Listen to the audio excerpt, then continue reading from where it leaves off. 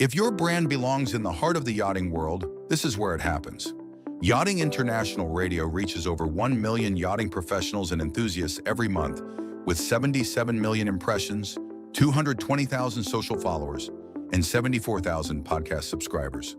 Our hosts are insiders, crew, captains, CEOs, trusted voices shaping the industry. This is targeted, high-impact advertising in a luxury niche. Visit yachtinginternationalradio.com/advertise. Your audience is already listening. Hi, everybody. My name is 𝗖𝗢𝗡𝗘𝗖𝗧, the host on The Bridge. It's been a minute since you've had reporting. The season's good, and Mediterranean season really hits you in the head. But I'm here today with my friend Adam Brunel from 𝗖𝗢𝗡𝗡𝗘𝗖𝗧. I'd like to give him a minute to introduce himself, talk about association with what he's with, and there goes more detail.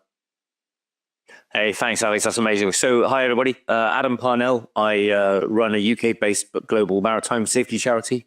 𝗖𝗢𝗡, it's an acronym for a long mouthful, which stands for Confidential Human Factors Incident Reporting Program, which is why we call it 𝗖𝗢𝗡. Long story short, we are an independent reporting service for people who have safety concerns, and we do something about them and take action on your behalf without your name ever being involved. But we'll talk more about that in a minute, I'm sure. Right? We're introduced to this year once I was at the Palma Boat Show on a panel talking about social media's influence as it's growing in the yachting industry. And then, reintroduced me to you, the creator of Yachting International Radio. And I remember we just had some short conversations in the cafe.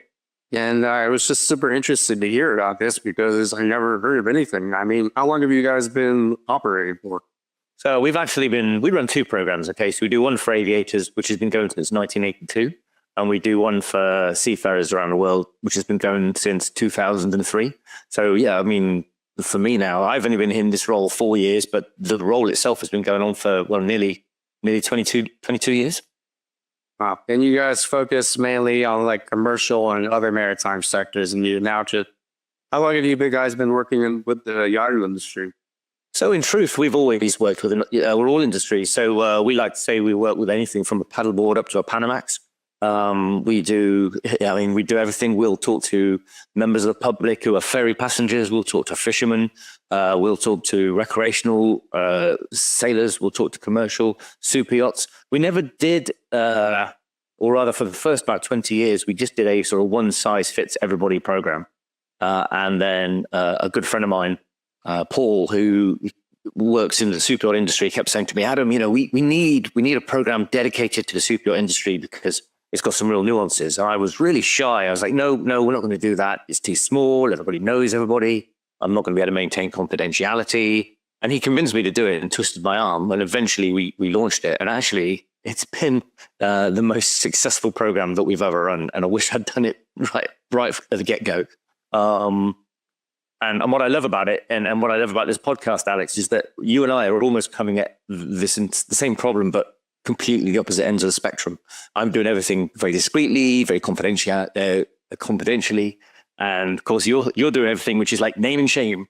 It's just throwing it out there. It's like, all right, here's the platform, talk your stuff, get the input from the surrounding community. But that's why I find this church so important because, I mean, name and shame is great and whatnot. I mean, you guys have a very big following, everybody knows what it is, but it doesn't really have any actionable things that come from it. I mean, you just have the court of public opinion versus an actual reporting system that does investigations, who gives, their thought out, the reports on that situation, and what is the best course back from there. So could you kind of go into more detail about that reporting system works through the getting of it all the way to the end? Absolutely. So, and I think, and why I'm really pleased we're having this conversation is when I go on your Facebook pages, when I look at your website, and I realize just how many people out there are needing help, and they don't know who to turn to, and they sort of just throw it out to the hive mind and say, "Hey, I need some help here." So how we work is we are completely independent. We're completely impartial. Our funding all comes from other large charities, so people like Lloyd's Register Foundation, the Trinity House, TK Foundation, the Seafarers Charity, and some others. And so as a result, nobody, not even our funders, can tell us what we should do. We have a sort of deliberately went down that portfolio approach. We do everything for free because you can't hide safety behind a paywall. That's certainly one of our sort of founding values.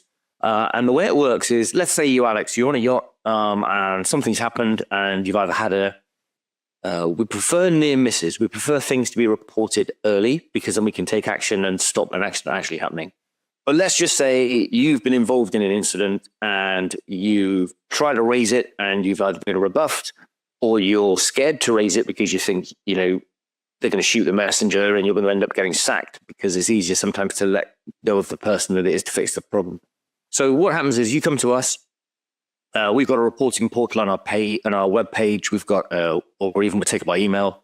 So you come to us, fill in the report form, and that gets seen by no more than 2 people ever in Chirp.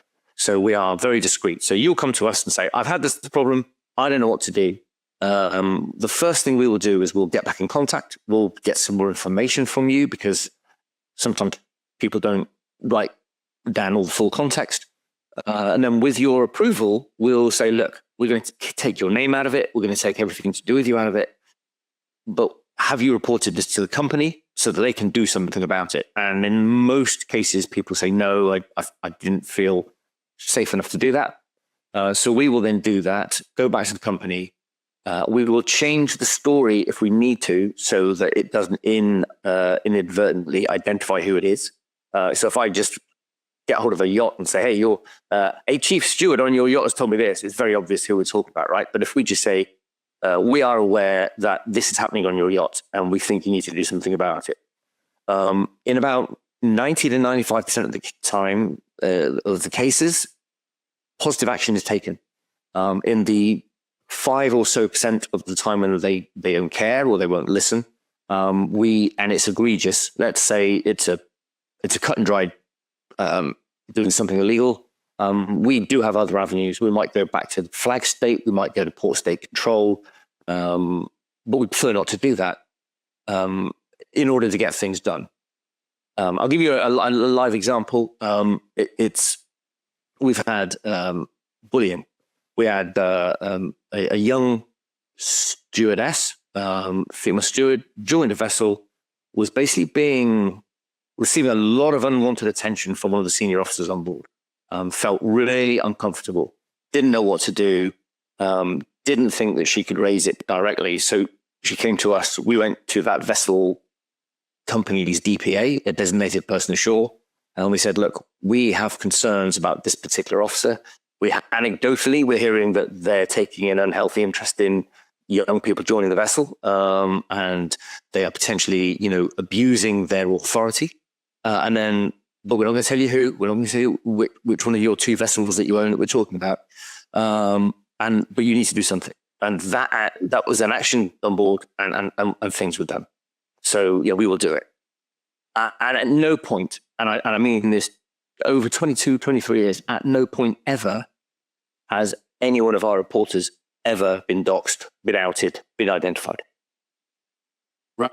That's very impressive that over 22 years, you guys have never had any breach incident. And I think it's just an amazing platform, an amazing thing that you guys do. And it's such a needed thing because around damage shame, you see these incidents all the time. And personally, my viewpoint on it, I like running damage shame. I think it's very important, but I also think for the respect of the owners, respect of the vessels, respect of people's privacy, these things should be handled internally and in a more discreet fashion. And I think it's amazing that there's these avenues nowadays that you can actually go to, and I just think it's very important to get these people that they know they can turn to you or turn to the flag state or somebody that actually has the bat. Can you go into more detail of what you've been really experiencing when it comes to the yachting industry and how you guys have been more focusing on it? No, not focusing on it, but even more submission. Sure. So we deal in, like I said earlier, human factors. So human factors is different to say lessons are identified because we're looking at the reasons why people act the way they act. In truth, if you had to boil this entire podcast down to why does Chirp need to exist, it's a lack of psychological safety. If people don't feel safe that they can report informally or through company reporting channels, that issue then has nowhere to go. And so that's why we exist. We get things done. What are we seeing? I've just said it, the authority gradient. A lot of people, and it happens on small teams, the smaller the team, the more outsized the influence of any one individual is. And we're getting, and especially in an industry like this, which is very service focused, very much about meeting the wishes of the guests and of the owners. Sometimes safety can take a secondary sort of setting on that stage because people want to say yes. People feel like they want to give a good job. They want to meet somebody's needs.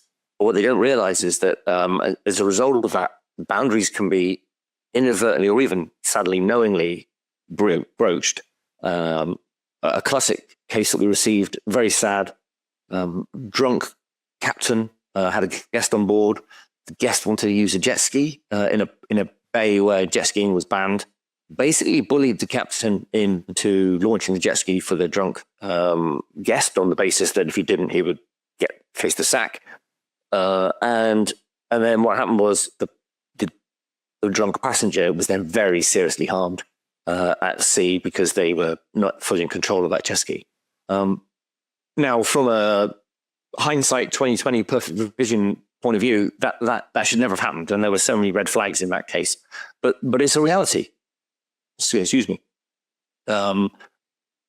We have quite a capricious and fragile employment situation where people can be landed relatively quickly and careers can be just curtailed. We have an incentive system where quite often people's tips and things only get given out at the end of the season. So the closer you get to the end of the season, the less likely you're going to speak up. We've got captains who are effectively gods on their own vessel, and owners who want to do something, and why should they? They not necessarily will understand the full risk implications of what it is they just asked for. And so you've got a perfect cocktail of things that could go wrong. And what it takes is real moral courage by the leadership on board to be able to turn around. And it takes a strong captain to do this, to turn around to a potentially very strong owner and say, I'm not going to do that, boss, because that's unsafe. And feel confident that they can say that in a way that they're not going to get landed at the next port and another captain's going to join and replace them. And of course, if captains feel afraid to do that, imagine how underconfident people at the bottom of the chain feel also. I read a lot of books. I know Brendan O'Shaughnessy, and he was telling me about people in the past where the owner basically just doesn't like the look of somebody and they get landed. I mean, that is not a valid employment reason. But hey, it happens. I'm not here to tell you that it shouldn't happen. We all know it shouldn't happen, but it does happen. So, which is why we exist. Yeah, I could tell you stories all day long, Alex, of things that have gone wrong and why they shouldn't have done. And of course, it comes across as very holier than thou. We work in an imperfect world. We humans are messy. But if you want to know what the biggest things that we see are, it's the authority gradient, which stops people speaking up. It's a lack of situational awareness, normally caused by distraction, normally caused by poor communication and one person trying to do three things at once. Lean manned vessels or lean crewed vessels have often one person having two or three roles. If those roles, and a limited time, there's a lot of time pressure. So as a result, there's lots of things that can go wrong very, very quickly. And we've had lots of reports where simple miscommunication, where somebody said, can you let go of the anchor? And they've let go of the anchor. And what they meant was they actually didn't mean let go of the anchor. They said it because they weren't thinking. I've seen reports where the officers of the watch have been busy talking to guests and other people on the bridge have been thinking any minute now he's going to notice that we're at a collide with that other vessel.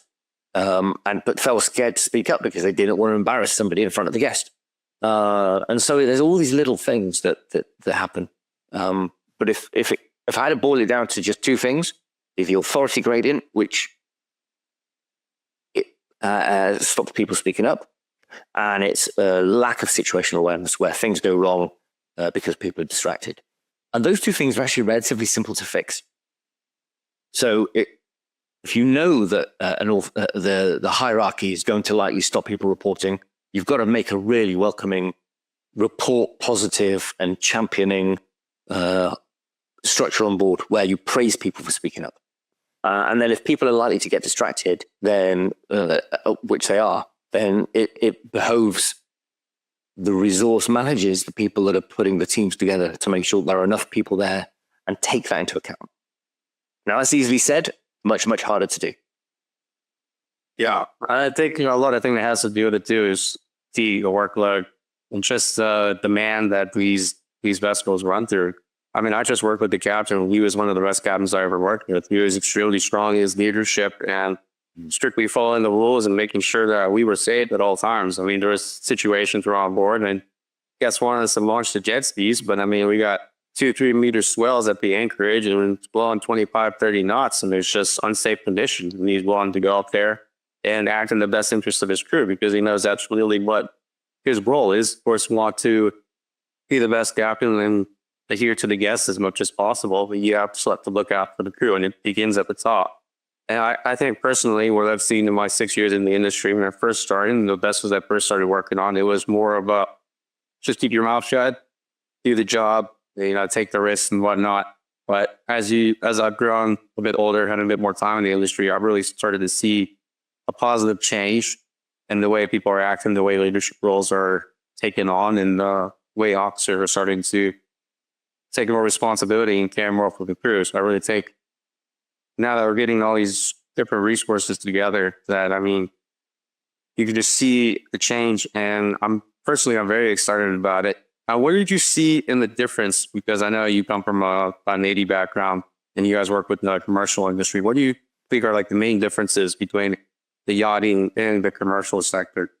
Oh, that's a really good question. Well, the first thing I'm going to say, from one perspective, it's identical, right? So we analyzed thousands of reports, or just shy of 1,000 reports, from all industry sectors. And we said, right, what are the top causes of incidents of these things? And it doesn't matter. It turns out it doesn't matter if you're on a tanker, a container vessel, a fishing vessel, or a super yacht. The top factors that lead to incidents, they're not similar, they're identical. They're literally identical. And it's the same thing over and over again. So that tells me that people are people. Actually, if I look back at my time when I was in the Navy, I realized that actually those same causes were the ones that appeared there as well. And I've just mentioned them about hierarchy and about lack of speaking up and all the other things. I suppose the difference would be, if I had to pick out a difference, I guess it would be the amount of time, almost the luxury of time that you have in the Navy. And I know there's now thousands of people listening to this who are ex-Navy going, I never had time in the Navy. It's like, actually you did, because what kept you busy was, if you weren't doing the do, you were practicing. Every moment of every day was filled with effectively an exercise scenario. You'd be doing a fire exercise, you'd be doing a man overboard exercise, you'd be doing a steering gear breakdown exercise, you'd be practicing moorings. You'd be doing something over and over and over again until it became repetitive. So you had the luxury of time, you had the luxury of almost developing a muscle memory. Procedures are very well written out. Everything is super safety focused. I've lost track of the number of certificates I've had from various safety courses I had to enjoy.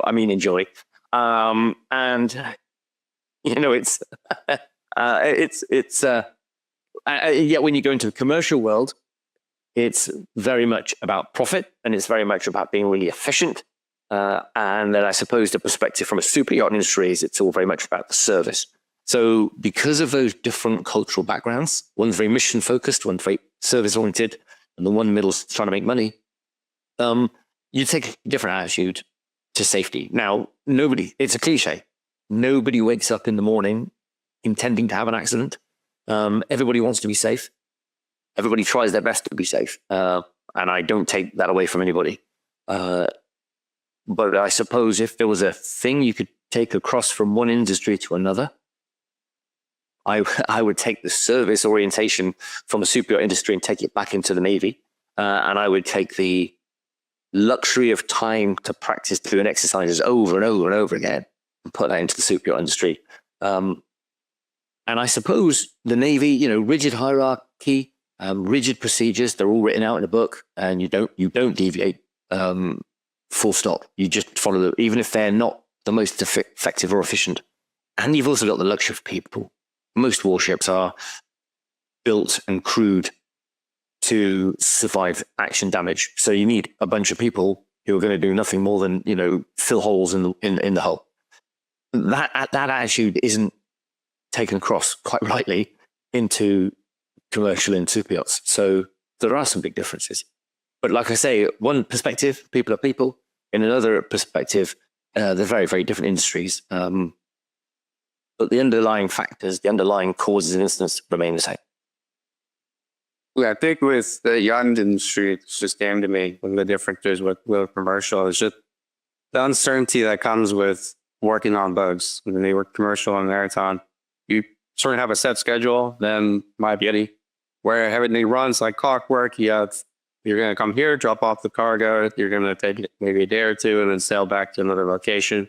But with the yachting, that you drop off and then the owner's calling you and saying, okay, I'm going to be there tomorrow morning. And then that's just your ability. This is up your entire plan. This is up your fire drills. Fire drills have to be rescheduled. Your emergency steering drills, that has to be rescheduled because you have to accommodate putting the owner. What would you think, in your professional opinion, would be the best course of action to try and mediate those circumstances? Because I just see that as the biggest thing across my time and what we've been doing is the unpredictability and uncertainty that comes with this industry. Because they work 4 months straight, 2 days off. And I mean, they're hardworking, they're incredible people and extremely skilled sailors. Yeah, fatigue and the overworking, it just takes down your motor functions to a place you just send out recover break. Oh, wow. Fatigue. We can speak about fatigue for hours. So there have been numerous studies showing that fatigue, and we're not talking about tiredness, we're talking about fatigue, which is a whole new ball game, has the same impairment mentally as drinking between 2 to 3 units of alcohol, depending on the length of time you've been awake. I think if you've been awake for 16 hours, and let's be honest, most people at sea are awake for 16 hours, especially on super yachts, and especially with that unpredictability you just mentioned. That is the equivalent of drinking a pint of strong lager. So, you're already 2 units in before, and that's you, and yet there you are playing with hydraulics and big bits of equipment, and and having to function as though you've had a drink. That's the effect. The worst thing about fatigue: most people who are fatigued don't even know that they're fatigued. They don't even recognize it in themselves because that's part of the mental impairment. But that unpredictability that you mentioned, when you think about it, that's going to drive that time pressure, that time crunch of having to suddenly change the plan and deliver. And that means that you're not going to have time to plan properly. You're not going to have time to risk assess properly. You're not going to have time to put plans in place, make sure people are adequately rested, and all those things. So, and this is where it comes back to, like I say, strong captains and understanding owners, and having an owner that understands that if they just change the plan at the drop of a hat, there's going to need to be some prep time. Now, that's a difficult conversation to have with an owner. It's like, yep, I know you want to do that now, boss, but you're going to have to give us a couple of hours to prep. That's not going to go down well. I get that. But I think it's about having those conversations away from the immediate change of plan in the background, where trying to get the owner to understand the complexity, because actually super yachts are super complex bits of kit. Super complex. Mm-hmm. Probably easily as complicated as anything in the commercial or defense worlds. And with fewer people who are multi-rolled, and with that same levels of fatigue that you've mentioned that we see in the commercial sector. And unpredictability is a root cause of many incidents because of what it engenders. It engenders that lack of planning, the lack of assessment, lack of preparedness. It spoils, as you say, all those other plans that you had. And also, that's a mental thing. If you're mentally in your head, you're doing A, then B, then C, and then you get to B and somebody says, no, we're doing F now. You're still mentally attuned to C. And you're thinking, hang on a minute, And so your entire way of thinking and being, that takes time. It just takes time. Time is our friend, but it's the one thing we don't have. Yeah, there's never enough time. When I think Never enough a day. and yeah, trust me, I know never enough hours ever. And then the mental strain that it puts on you, it's insane. It was you're thinking, okay, I'm gonna get evening off. I'm gonna go out to dinner with my girlfriend or our friends of the crew and whatnot. We're gonna take a time to take a breath and relax. But then no, you have to realize guests are coming tomorrow. Just 4, maybe 6, maybe 2. Provisionally for that, making sure that everything on deck is squared away, all your toys have gasoline, all of your products are stocked up for the next trip. And it just is this mental gymnastics that you're doing that you never really get a break from. And that's why the fatigue comes in. Then it also comes in with the coping mechanisms crew typically take to deal with the stress of their job. So they'll go out on the piss, get extremely drunk, and just find different ways to try and escape the reality and the stress of their situations. Because there's never enough time where you have a season, you're 4 or 5 months straight, nonstop, all those different days. And then you add alcohol and maybe drug abuse on top of that. And it's just a recipe for disaster, which I think, at least for what I'm seeing with people coming into the space now, we're getting these crew services and mental health resources and tools for crew to find different avenues to put their energy. I think that's extremely necessary because also it's like, what are you going to do when you get off the boat and the only thing around you is a bar and then you're just gotten slammed for 10 days straight, 16-hour days, and the boss is coming tomorrow. And you just have to let loose for a second, but then it also adds on to the pile fatigue that you would have. And by the end of the season, you're just a person being neglected. Oh yeah, you can be a walking zombie. What you've just described, that's reality, right? That's that messy human sort of behavior. We've all done the same. You know, I did the same in the Navy. You'd go to literally the first bar you could find, and then you wondered why the next day felt even harder because not only were you still fatigued, now you had a hangover as well. So it's like, yeah, I get, I've been there many times. Oh yeah, well, haven't we all? And I don't condone it. But actually, you made a really good point about the stress relief, the mental break, taking a mental break. There are studies, and I haven't got I can't cite the exact study to hand, but there are studies showing that the rate of suicide on super yachts or on yachting in general, commercial yachting, can be up to 3 times that of the suicide rate ashore. And one of the biggest antidotes to everything we've just talked about, the stress relief, the fatigue, the unpredictability, the sort of lack of downtime, the strongest antidote to all of that is working as a team, is having people to, good buddies that are going to look out for each other and actually turn around and not be afraid to go, hey, Alex, you're looking a bit knackered this morning. Did you sleep enough last night? And actually, for you to feel safe enough to turn around to me and say, actually, yeah, I've had a really bad night's sleep and I've not slept well for the last 3 days. And because that knowledge with a good boss is likely to mean that you're not going to be necessarily tasked with the thing that they were going to give you that required high levels of concentration or high levels of motor control and being able to sort of focus. I would rather have somebody say to me, hand on heart, I'm not up to this task today. Or somebody even better turn around and go, I don't think Adam's up to this task because look at him. He's walking, he just needs some downtime. And actually that a team that works together instantly becomes a safer team. But again, I get it. It's small teams. Everybody's already massively busy. If I give you a morning off, somebody's got to do the work you were going to do. So there is no extra person. It just makes everybody else busier. But looking after each other is really, really important. And I know that International Seafarers Welfare and Assistance Network, ISWAN, they came out with this concept of allyship, which is really, really important, of people looking after each other. Because the one thing that we've, like I say, you're fatigued, potentially you're hungover, you're mentally fried. And then on top of that, if you are being bullied or you are feeling unsure about your role or your place on board, people can go downhill really, really quickly. And the one thing I would say is look after each other. and be kind. Be kind. Being kind, being a good human to another human is super important. Yeah, and I think what's kind of special about the yachting industry is it does attract a lot of big egos and big personalities that don't really see the human factor. They just don't really seem to care. I mean, the rates of narcissism, like they're talking about, captain thinking they're gods on board because they run a 60-meter and they're buddy with this really rich guy. And then they just see everybody has pawns to complete a task, so they make sure they look good for the guy above.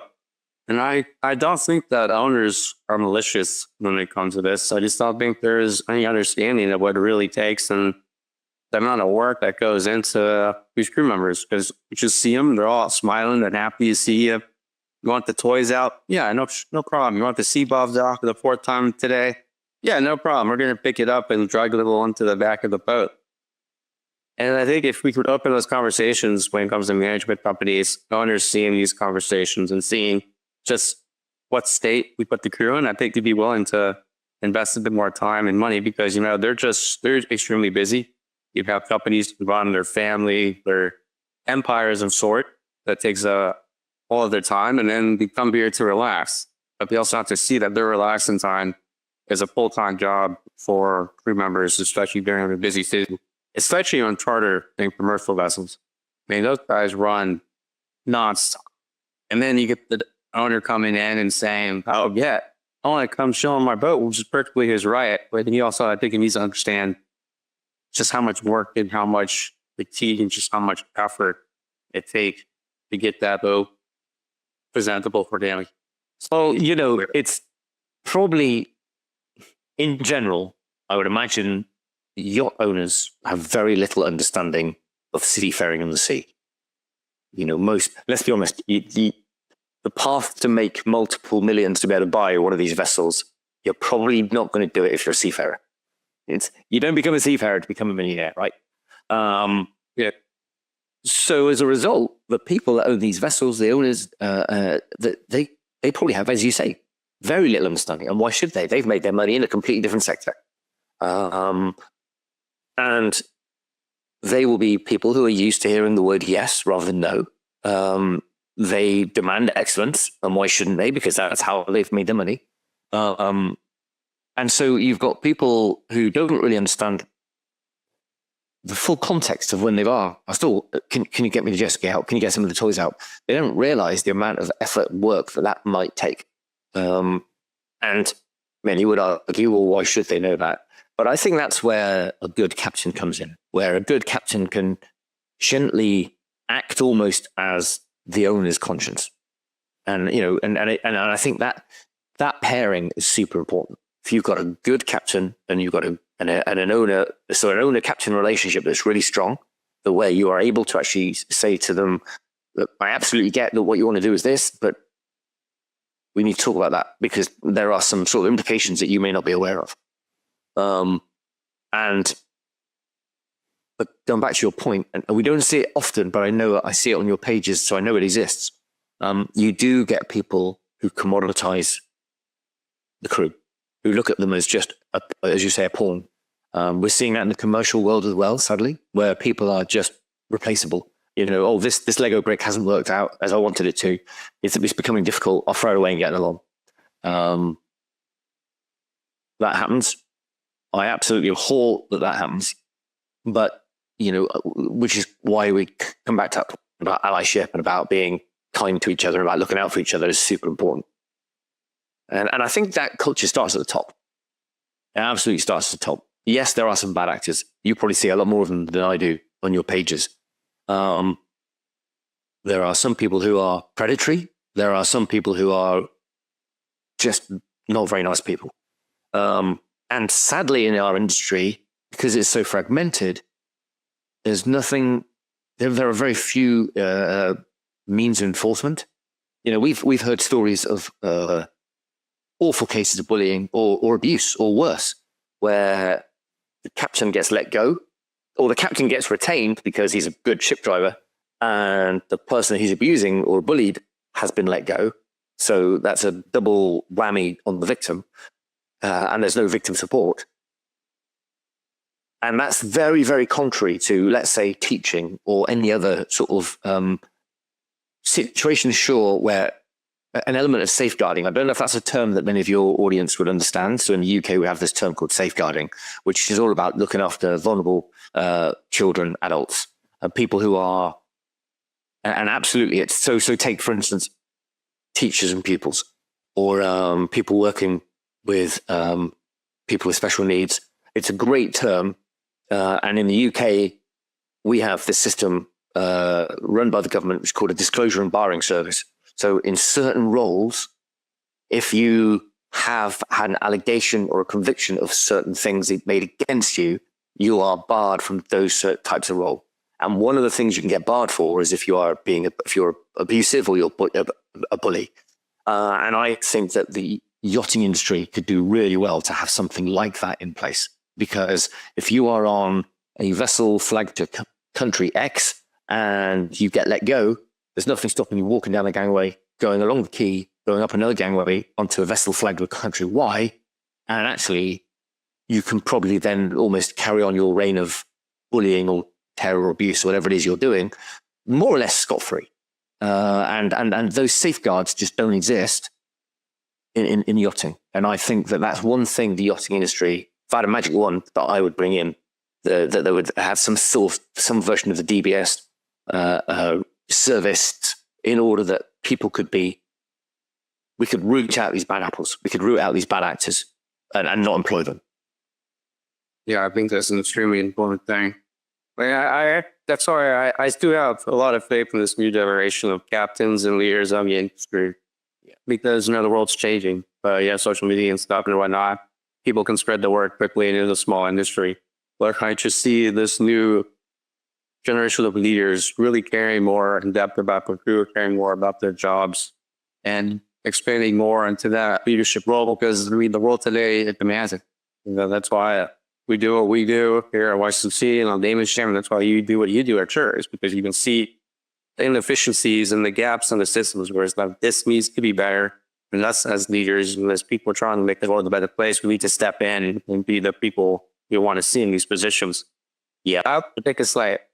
That takes a lot of time too, an experience to get to a position of becoming captain, obviously, and getting your tickets, but then also understanding human element, understanding all the departments, understanding how people work together, the data personalities on board, and seeing how you can step in and help in every single department, and not just be a bridge captain, or the dude that does his paperwork, sits there and drinks coffee all day.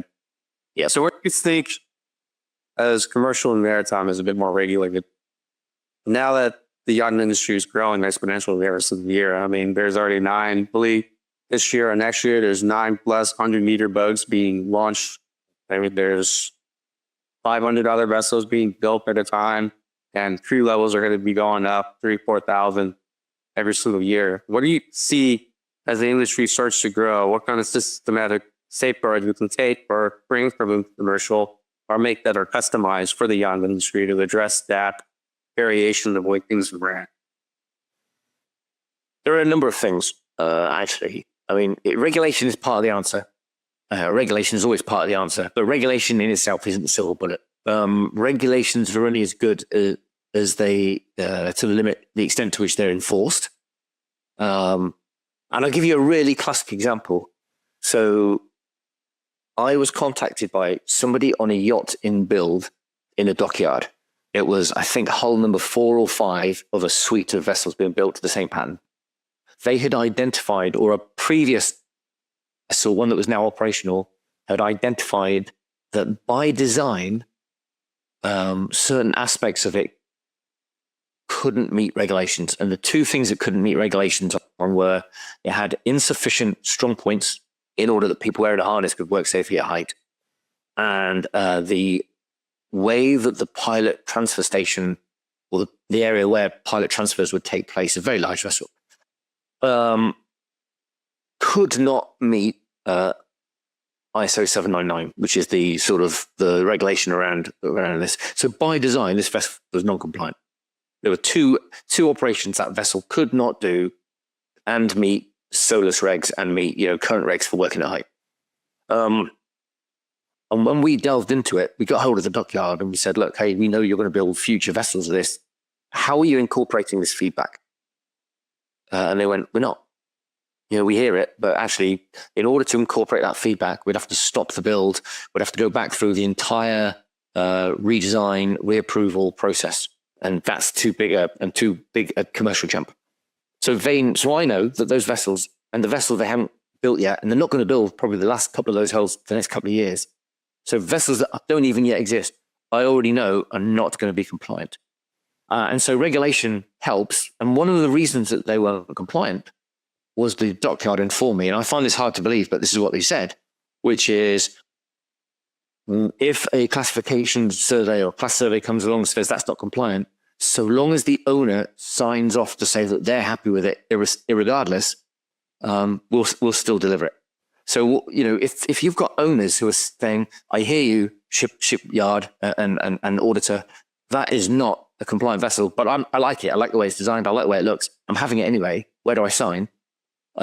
We've got people knowingly purchasing and knowingly building boats that by design are unsafe. And so regulation works. But if we're allowing people get out clauses, we're allowing grandfather rights, we're allowing all these other issues and ways around the regulations aren't worth it. So I think we've got to recognize that, again, we live in an imperfect world. Regulation, part of the solution, also part of the problem, also imperfect, especially since enforcement is not particularly strong in all aspects, in all areas. But it comes back to, and you mentioned it earlier, almost people voting with their feet. I reckon many crew, if they knew they were going to join a vessel that wasn't compliant and wasn't safe, would they join, or would they prefer to go to a vessel they knew was safe? So actually, there is a real role for spreading that information, spreading that level of knowledge and empowering people. And one of the biggest ways I see people can empower, and cheap and free and simple, is give crews stop work authority. It's something I learned in the Navy. It's something I see increasingly in the commercial world. I don't know it happens a lot, but where any member of the crew can go, stop, this doesn't look safe. Let's just take a safety timeout. Might only be 30 seconds, but you've taken a timeout, you've reevaluated, and then you carry on. So there are many ways we can get around the realities and improve them. Does that make sense, or have I just rambled? No, that makes a lot of sense. That's why I also think that social media is such a powerful tool nowadays. Is even though they sign off on that and it's all good and hush hush, you can see and somebody can come and make a report saying this is not safe. This is not a safe working environment. And it adds that public pressure because the captain's involved. Now the chief officers are involved, and whoever's associated with that owner, they know the vessel name, they know how to contact them. And you're like, hey, what are you doing with me?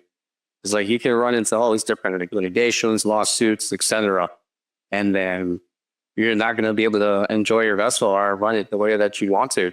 Yeah. So I think data shame is super important, no matter what the settler public thinks and what people have preconceived connotations of what we do there. I think the place people can go to where the public you speak from like the town square and whatnot is extremely important.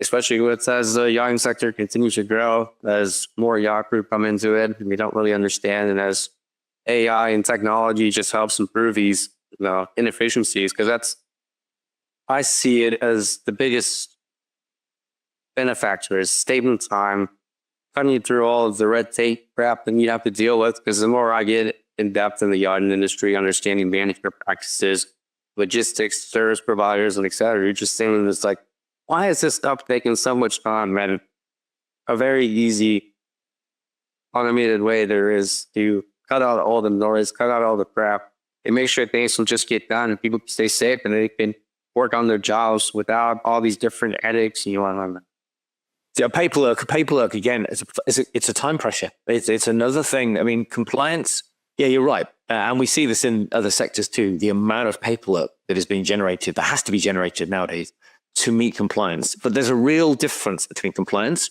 and safety. You can't be safe if you're not compliant, but you can be fully compliant and still be unsafe. And I always say it's a bit like a mug of coffee. If you're compliant, that mug is half full. Okay, you're halfway there. But what you've got to add on top of that is currency and experience and knowledge and crew readiness and all these other things in order to top that coffee cup up to the brim. And that's when it's safe. And I think a lot of people, and I think this is important for lots of people to realize, all regulations with which we have to be compliant have been agreed, but they are the baseline standard. They are the minima. Sadly, in no maritime sector at all do we incentivize in any way people going above and beyond the minimum.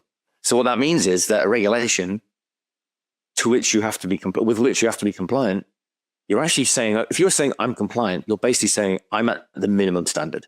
But for many people, being compliant is the head mark. They're like, compliant, that's it, stop work. We've done enough on safety. We don't need to do any more. And actually, you've done the minimum.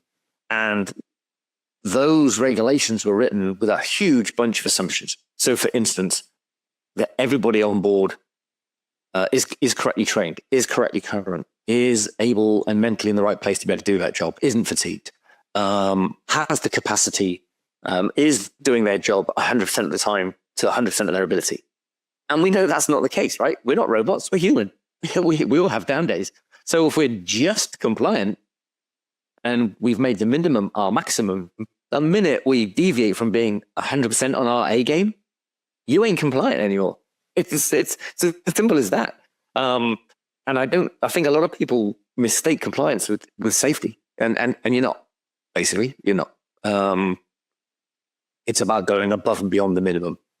And so regulations we've talked about, but going back to your point about communication, about being a town hall. I mean, I love what you do. I love the fact that you have this town hall.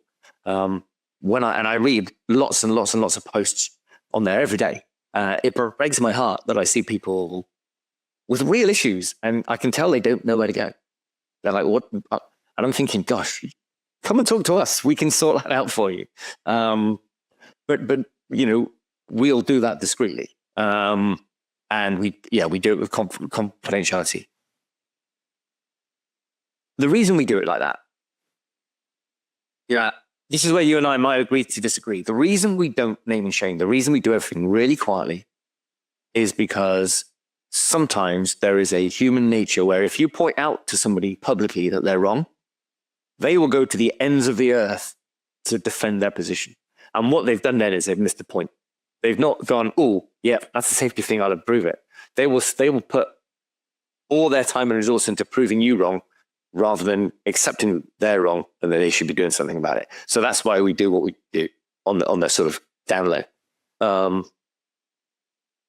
But there is definitely a role for both ends of it. You know, you and I, like I said at the beginning, we're coming at this from different ends of the same telescope. We're both looking at it through different lenses, but we're still looking at the same image in the middle. If you can have a telescope that has an image in the middle, that doesn't work. But you know where I'm going. Yeah, I know where you're coming from. That's our paper by game and shame, and what my personal opinion is coming to work together in the middle.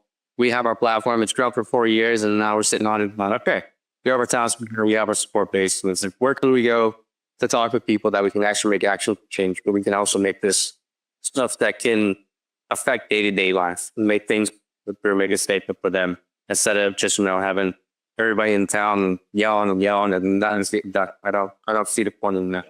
I always want to be able to find the middle ground. Because when you find middle ground, that's where you find solutions to problems. You find solutions, ideas, and all things that are going on. And what I love about what you do is the number of people that come up with a solution. Somebody says, "Hey, I've got a problem," and then somebody says, "This is what we're doing as a solution," and then you can see that solution being accepted and I'm assuming adopted. And I look back at my time at sea and think, what wouldn't I have given to have been able to reach out and go, I don't actually necessarily know the right answer here, but I'm hoping somebody else does. And being able to tap into that level of knowledge and that sort of collective mind, super powerful, super powerful. That's why I find so interesting about artificial intelligence and the way you can connect all of these different data sets and you just ask it a specific question and it can give you all the resources that you need. And then plus it can take away of all of those inefficiencies and those headaches, because on top of everything, there's more.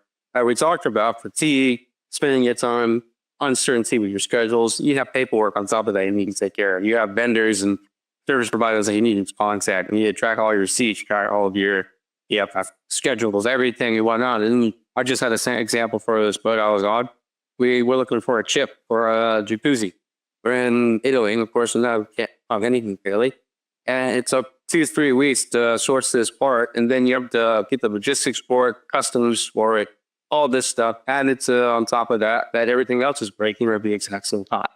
And that's why I think it's, with the way technology is moving, you can support the people that are coming into these leadership roles. You can support the crew on board by creating a foundation for them to stand on. Foundation that's not there, or a foundation that's there, but you built it on quicksand. Yeah, and that's where my mission is with YCC and with Wade and Shane and with this podcast, is helping build the structure so everybody can stand on top of it in a better way, and a better serves group. There's a saying, isn't it? A rising tide floats all boats, and that's what you're doing. But you talk about technology, you talk about change. I mean, there are huge safety implications for all this decarbonization that's coming along. I mean, I know we're not likely to have autonomy. I hope we don't have autonomy in super yachts. You need to have a crew. But there's lots of things that are happening out there in the maritime world, which are each and of themselves revolutionary, and yet we're doing 2 or 3 things at the same time. Yeah, you've mentioned AI. You've got autonomy. You've got decarbonization. You've got novel fuels. I mean, and we've only got to look at the experience we've had with lithium-ion batteries and the issues they bring, and you think, wow, what in 10, 15 years' time if we're running around on ammonia or methane or hydrogen? There's going to be some big changes, I think, afoot. And I guess one of the biggest ways to help is to keep talking, is to remove silos. And that's what you and I are both doing. We're removing these information silos in order that people can share that knowledge, share that sort of experience, and hopefully we can all rise together.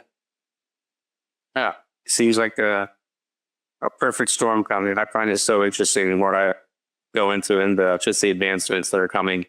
And it comes so quickly now. I mean, I see in the next 5 years, things going to be extremely different. And even with all of the hesitation, the fear that comes with these things that go on, especially with AI, that if we can craft it in the right way and craft it having these conversations from 2 different perspectives, and they coming in the middle ground and saying, okay, here's the actual solution. Here's what we can actually do to help support and help use these tools for the benefits of humanity, for the benefits of our industry and everybody as a whole. It makes me extremely positive. As I've always said, I'm a glass half full, annoyingly optimistic person. And just makes me excited to continue down this road together. Hey, well, and long may you continue with that. Absolutely. I think that's a perfect way to end our segment here. In our podcast today. Any final words you'd like to share with us? Nope, I think I've said it. But if there's one takeaway from all of this, it's that thing. If you can't do anything else, just be kind. Yeah, look after each other, and exactly, look out for each other. Yeah, let's be kind. All right, everybody, thank you for tuning in again. This has been The Bridge. I'm your host, 𝗖𝗢𝗡𝗘𝗖𝗧. I'd like to thank my guests, Adam Burnell. Sure.